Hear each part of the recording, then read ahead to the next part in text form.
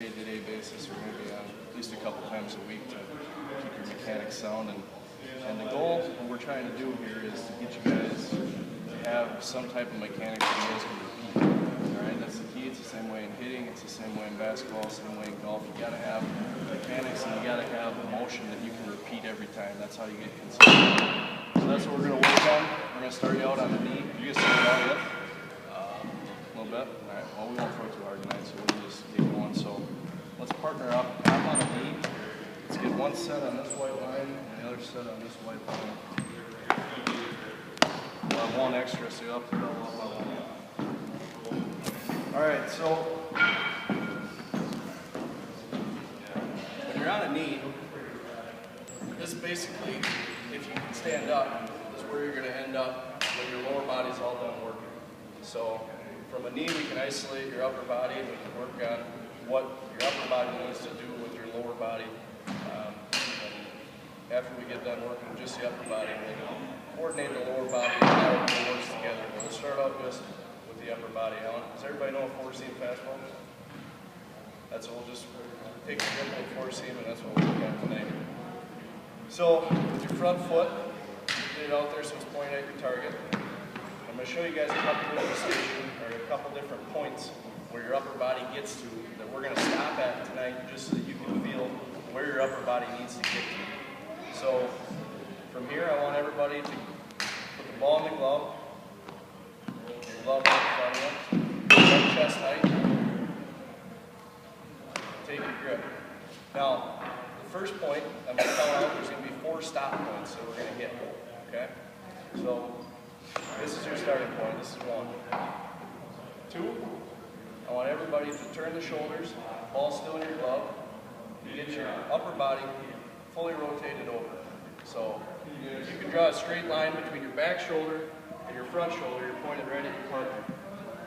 Okay? There you go. All right, glove still in the middle of your chest, out in front. That's your first point. All right, so let's come back to set. So as we're counting this out, here's our set. So I'm going to say set. Then when we go 1, you're 2. All right, that's your stop point. Good. All right. The second stop point is when your hands first break. Now, you want to feel for an arm motion, okay? It's a circle. Your hands are coming up. They're not going straight out like this. They're not going down. Your front arm and your back arm are working together. They're going to be exactly facing each other. If you look at a picture from the side, the back arm working together up to the second step, or up to the third. All right? So for the first one, I want everybody to do. It's just a break of the hands. We're at set. Here's 1. The second one, we're turning out. Right here. I don't lift the arms up yet. I want the glove turned in, so you're catching the ball from the catcher. Good. All right. Come back to set. Your handbrake starts out down in the circle, and then we'll bring it up in the next stage. All right. So here's 1. Set. 1. Shoulders to the target. 2. You're down. Ball turns out just like your front arm. You're turning out. Same way to the front. Your hand actually turns under and it's facing second base. Good. All right. Now the third stop point is when we get up to the top of the arm swing. So here's 1, 2, 3 is right here, and 4 is up and the ball comes up, and this is a circle. Right up. And now, one thing that you're going to, one mistake a lot of younger guys make is that the ball, they don't get the ball turned back to the outfield. Alright? You have to do it to engage your shoulder. Alright? So when you come up, we're stopping. Now the key that you can think about when you're at this point is that you can draw a straight line from elbow to elbow. Alright? You got to get the front arm up. Glove still pointed at the catcher, and the ball facing that center. All right? So, come set. One, turn the shoulders. Two, break the hands. Pull down. Down a little bit. Three, up to the top. Alright, get the elbows up. 90-degree angle at the elbow on the back. And loose wrist. Loose wrist. You should be able to bounce the ball right. Good. Get back elbow up. Get him square. Be a straight line. Straight line. Good. 90-degree angles, eh? We're not concentrating, okay? We're not back here by the ear. You got a straight line between elbow to elbow. 90-degree angle right here. And a loose wrist. Alright? Go. Relax. Alright? Now the last step, now this is when we get to the top of our arm swing. The last step here is we're taking the glove. Simple movement on the front side. The same way Grant's talking about the front side and hitting. Just kind of guides you through. It's not the controller, it's the same way with pitching. The front arm, you're not pulling yourself through. You're not getting out here. When we get to the top, we're right here. All your glove does is it goes from pointing at the catcher to the armpit. Keep it tight to the body. Out here, you're not pulling yourself through. We'll get to the top. Now we're going to come through. So we've got stop points. 1, 2, 3 to the top. Then 4. Return the glove. Roll. Now I want to see you guys get your nose all over your front toe. Right here.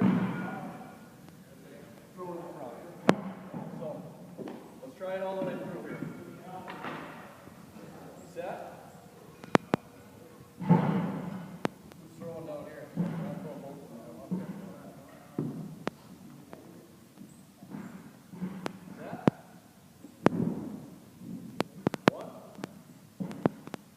2, 3.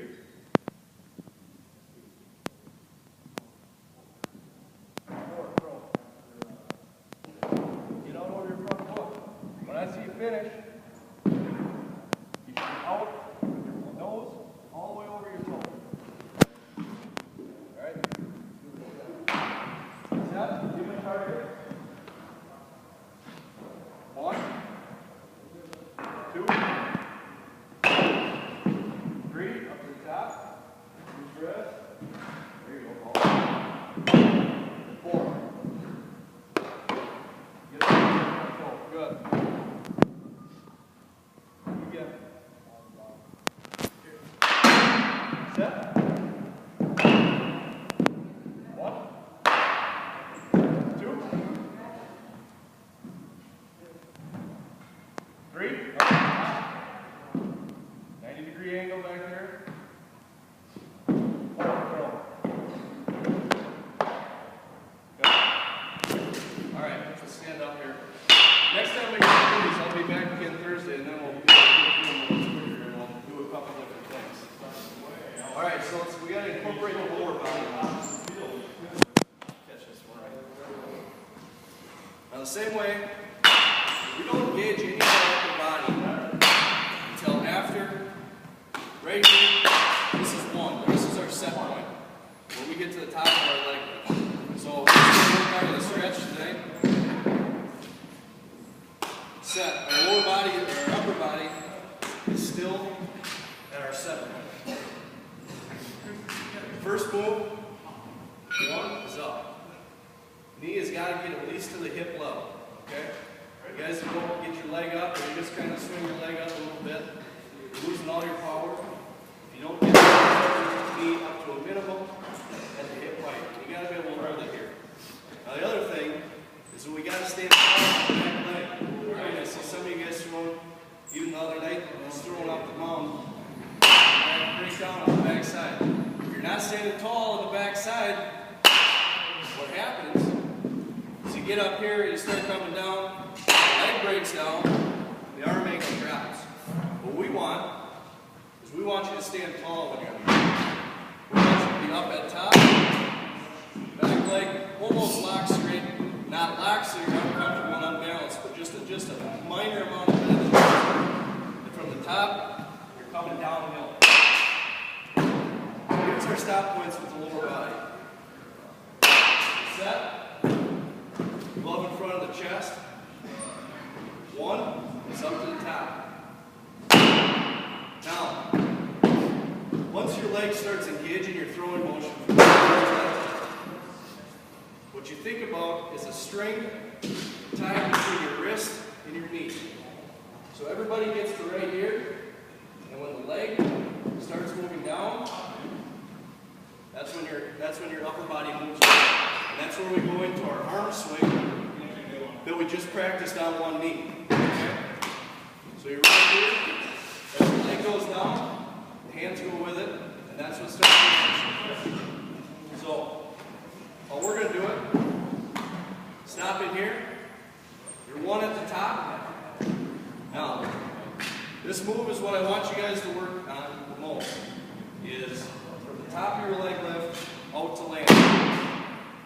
Probably the biggest mistake I see with high school pitchers is that guys lift their leg up, and it's right here, and they swing it up. It's like a gate on the front side. And what you're losing is all your hips engaging.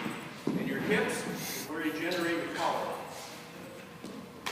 When we get to the top right here, I should think about two things. Number one is throwing the catcher in your back pocket. So if this is my throwing partner, and I get to the top of my leg lift, I don't go from the top to the landing. When I get to the top, it's not a big movement. I don't coach the Hideo Nomo, if you guys remember him. But you gotta have a little bit of hip rotation to engage your hips. So when we get to the top, it's a little movement in, and you're showing the catcher or your partner your back hip pocket. Okay? So we get to the top here. Before I start going down and swinging out, I rotate in. And what you got to feel is two things. Number one is showing your catcher your back pocket. And number two, how you feel it in your head is that you're leading out with your heel. Okay?